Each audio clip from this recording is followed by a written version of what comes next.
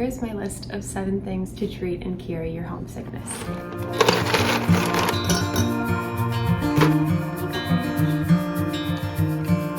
Close your eyes, get some rest.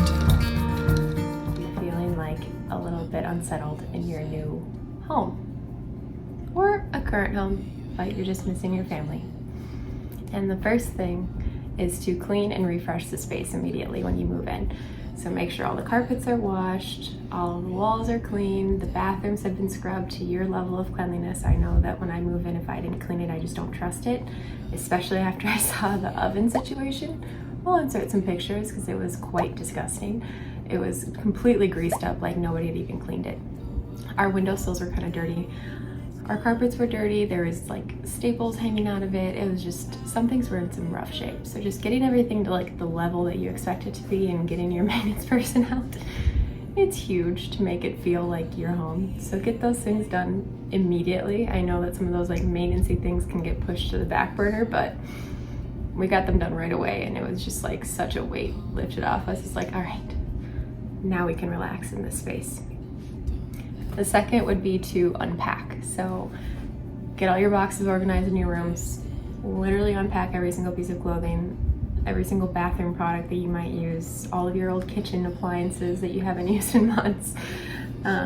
Just getting everything to a place that feels settled and like you have all of your things around you. I think having like the familiarity of your things is quite soothing.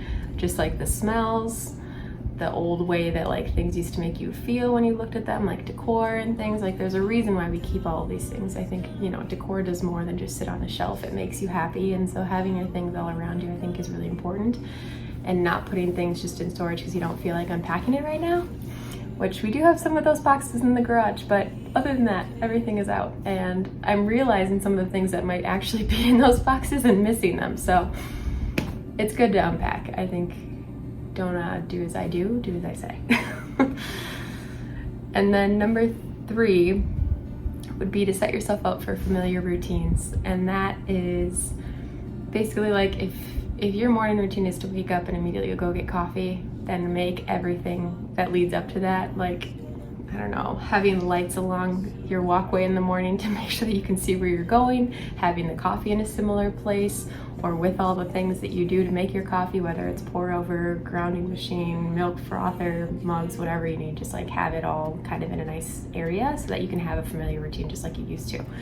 Or like with your skincare and bathroom stuff, it's like set everything up so it's like easy for your routines to happen still, and it seems small, but just like setting up your skincare in one place just like you used to have it is like very helpful for me mentally. It's such a small thing, but I think it's like that decision fatigue that really gets you when you move to a new place. You're like, where did I put that? What should I do next? What would I do before? It's like you're constantly asking your questions, like, you know, where is that thing? What's the next thing? You just feel like a little bit out of sorts, I feel like, when you're in a new space. So just creating some of those old familiar routines that remove the amount of decisions and thought that you need to put into your everyday life is helpful. And I think it keeps you, you know, feeling productive mentally, which is good. Then number 4 is to make your space smell familiar, which is very specific, but I think we all know that there's a specific link in our brains to your sense of smell and memories and comfort and coziness, especially in the holiday season. Having candles going was like the first thing that I did when I moved here, was immediately went to Target and got pumpkin spice candles, which I don't even know if I used to do that in Minnesota, but there's something about it. I just needed to bring the fall here because it didn't feel at all like fall, and the whole season differences really kicked in for me. So yeah, had to bring home that fall that I'd be feeling in Minnesota. You know, if you're more of an incense person, whatever your thing is, just remove all the air fresheners and things that they put into your new place and switch them out with your own smells. And I even sprayed like my perfume on like my bedding and a couple of my clothing boxes. They were clean, it's just they started to smell like cardboard and just like foreign smells, and so I just wanted everything to feel a little bit more cozy and smell like us, which is a little easier to do when you have a dog. I feel like Benji helps make everything smell like him most likely, but that smells like us now. So having familiar smells around is important. And then number 5 is to don't fully give in to your homesickness. And what I mean by that is just remember why you moved. I literally started like a journal entry in my phone of reminding me about, you know, what I should be grateful for here, why we selected this place, you know, why did we feel like we wanted to move now,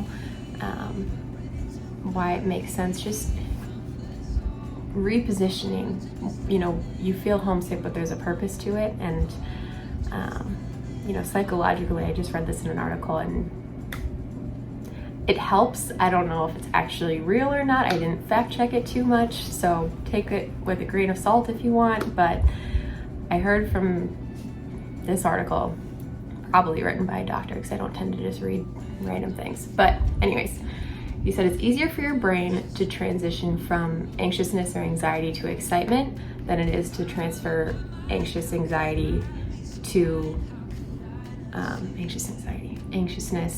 unsureness, uncertainty, those thoughts, to like calmness.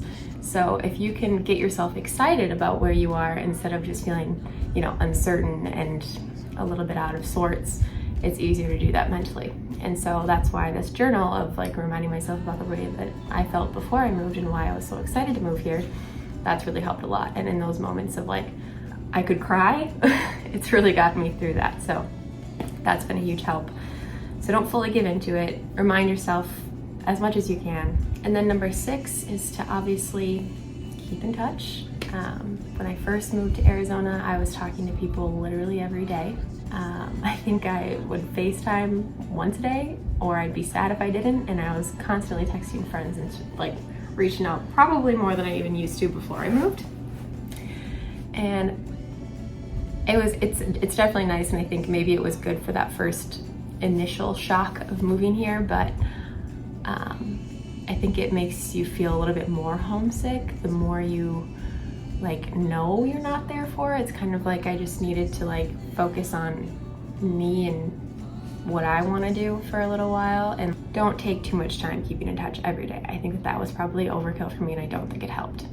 I think what helps me, and apparently a few other people on the internet, is to limit the amount of FaceTimes and reaching out to 2 to 3 times a week, or having one FaceTime call with your mom a week, or whatever your, you know, whoever your person is that you're missing. But I feel like you can keep up just as much as you were before, but you can also focus on yourself in the meantime. And if you're constantly catching up and worrying about or thinking about what other people are doing, then that's just not living your life. For the number 7, which is to get out and actually do the things that you said you'd do when you had more time, or get out and enjoy the sights of the new place that you moved to. So for Arizona, we really wanted to, like, you know, have a more active lifestyle, get outside more, because you can the entire year, and it's a lot less painful than it would be in -degree weather. So, you know, actually getting out there and starting to hike and experiencing some of those new things. Like we saw the Grand Canyon immediately when we moved here, the personal growth stuff. It's like, well, now I have more time to learn about personal finance, do some DIY projects, start a YouTube channel. There's been lots of things that I feel like I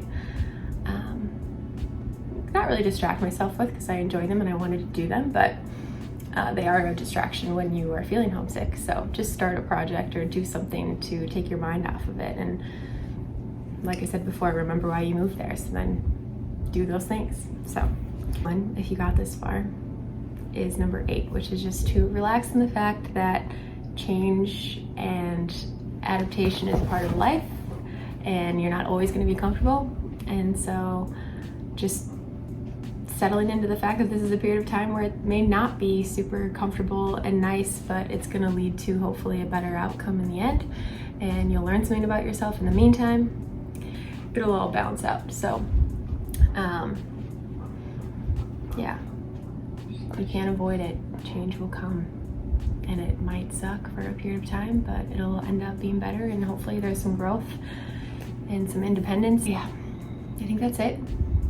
So I guess it's turned into 8 things that cure and treat your homelessness, I almost said. Very much not homeless. But yeah, as we get closer to the holidays, I think this will continue to be a thing that I have to practice and remind myself of. We're going home to Minnesota in 2 weeks, and I am a little bit nervous on how the goodbye is gonna go. I've heard that it doesn't get any easier the longer you do it or the longer you move away. So we'll see. Riding the wave. I'll see you guys next time.